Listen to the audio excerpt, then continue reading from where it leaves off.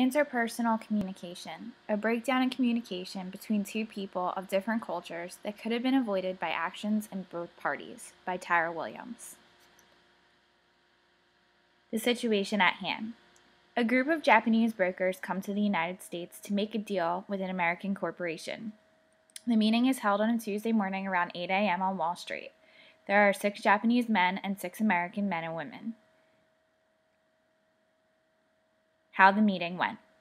The Japanese men remained standing, waiting for their boss and the American boss to enter and sit before they will be seated.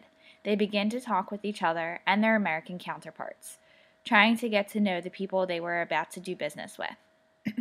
The lead American man walks into the room last and begins the meeting before he even sits down, getting down to business right away. The Japanese men seem insulted and disturbed, and although they begin to listen, they do not seem pleased, never interrupting the man speaking to explain that they feel this way. The American members in the room begin to notice the tension, and the entire room begins to feel uncomfortable. When one of the Japanese businessmen speaks, one of the American men speak out in opposition. The Japanese are again insulted. The Japanese men use a lot of shorthand and do not fully cover everything. They seem to have left out a lot of important things and seem to be more focused on getting to know the people in the room personally. This causes the Americans to question their reliability. The Americans, knowing they really need to make this deal, begin to get pushy and aggressive for the Japanese to get on board. This meeting is eventually concluded due to time constraints, and everyone leaves confused and business is left unfinished. Why the meeting went wrong. Japanese businessmen remain standing until the superiors are seated. They also like to interact with the people in the room, getting to know them a little before beginning professional talk. Americans like to get right down to business. Japanese do not believe in public disagreement, especially from subordinate to superior. Japanese do not mean to seem to leave things out or shorthand anything. This is due to their high context culture. The Japanese prefer to get to know the people they are doing business with, and this may take several meetings, dinners, and conversations. Because of this slow tactic, they offend at the Americans' aggressiveness. If the people in the business meeting would have done their homework, they would have realized that they went about the meeting all wrong. Here are the notable differences in the two cultures. Americans are individualists and a low context culture, which means that they spend a lot less time getting to know one another. And because of this, every aspect must be completely explained, usually in writing when it comes to business deals. The Japanese are collectivists and a high context culture. Therefore, they tend to spend some time getting to know people that they are about to commit to or exchange anything with.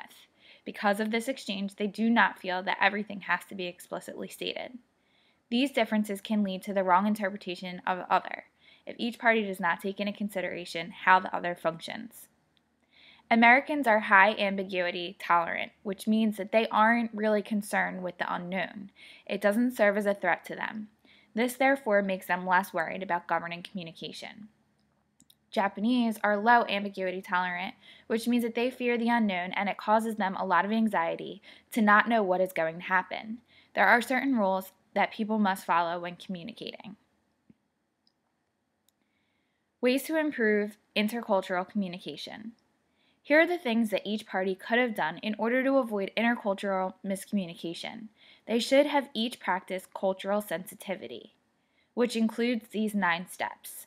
Prepare yourself, reduce your ethnocentrism, confront your stereotypes, be mindful, avoid over-attribution, reduce uncertainty, recognize differences, adjust your communication, and recognize culture shock. The first step is to prepare yourself. Learn about the culture you intend to communicate with. Doing so would have helped to avoid the misunderstanding of how the Japanese work and how the Americans work. They all meant well, but miscommunicated due to a lack of knowledge of the other culture.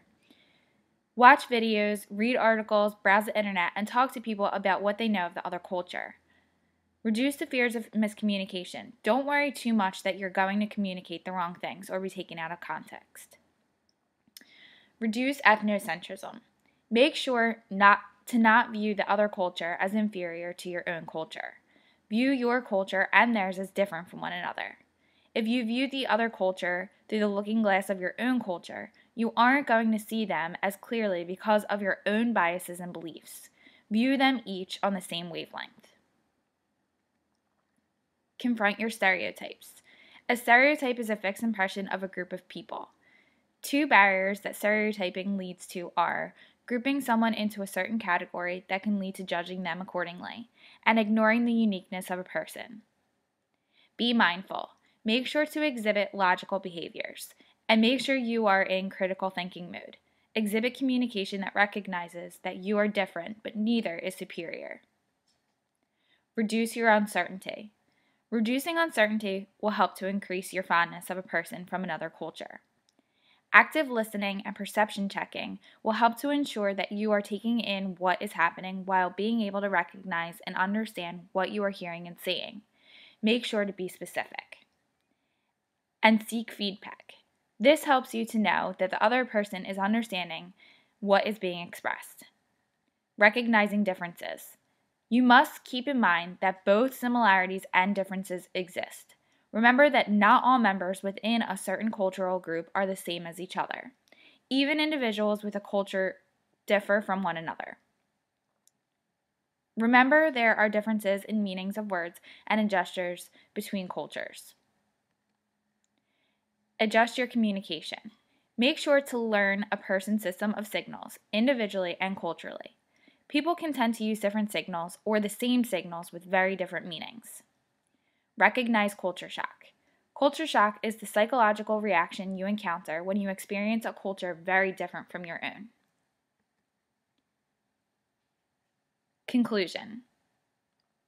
If the two groups in the meeting went into it understanding how the other culture worked, how they run meetings, how they interact in them, and what they mean by certain things, there would have been no misunderstandings. Maybe each of them would have adapted more easily if they knew and understood how the other culture functioned. These steps could have led to a smoother intercultural communication. It is very important to be aware of intercultural communication in order to communicate to the best of your ability. Cultures all have one thing in common. We are all humans who have the ability to communicate, and it is up to us as to how effectively we do so. Thank you, and that concludes my presentation.